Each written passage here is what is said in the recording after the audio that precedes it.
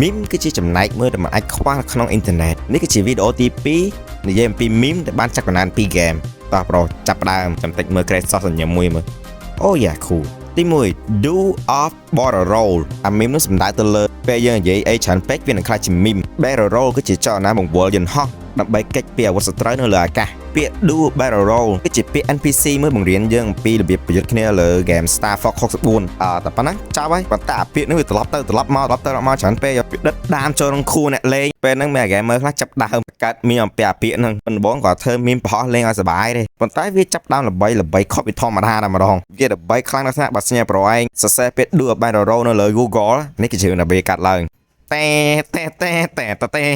ទី2 Oh shit here we go again Oh shit here we go again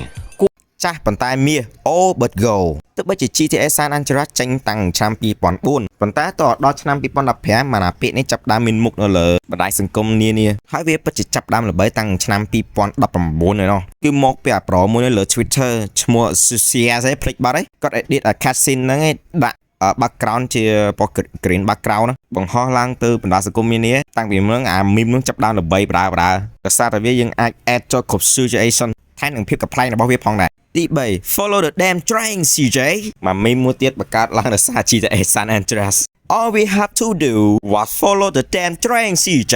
មកនៅការមុនលេងដល់កន្លែងហ្នឹងមើលស្អី All we had to do was follow the damn train CJ អាការកំ pl ែងមិនដោយសារតែអាពាក្យហ្នឹងទេតែអាការកំ pl ែងគឺបាទប្រហែលនៅចាំនៅ mission ហ្នឹងរឿងទៅជិះម៉ូតូដប់ Big Smoke ដើម្បីឲ្យ Big Smoke បាញ់ពួកនៅលើអាទាភ្លើងមួយហ្នឹងប៉ុន្តែ AI game ជំនាន់ហ្នឹងវាកងងនៅពេលអា mission អត់បានសម្រេចទេតែអាផ្ទះបាញ់នេះវាទៅលូដាក់យើងវិញម្ដងបរាជ័យគឺម្ដងយើងស្ដាប់អាមួយហ្នឹងវាជេរយើងគ្មានអា gamer ណាដែលអត់ចាំអារឿងហ្នឹងដូច្នេះហើយវាក៏ខ្លាចជា meme មួយរបស់ GTA All we had to do was follow the damn train CJ All we had to do was follow the damn train CJ All we had to do was follow the damn ល្អមើលបាទល្អមើលហេតុអីមិន follow ឆ្ងល់ដែរ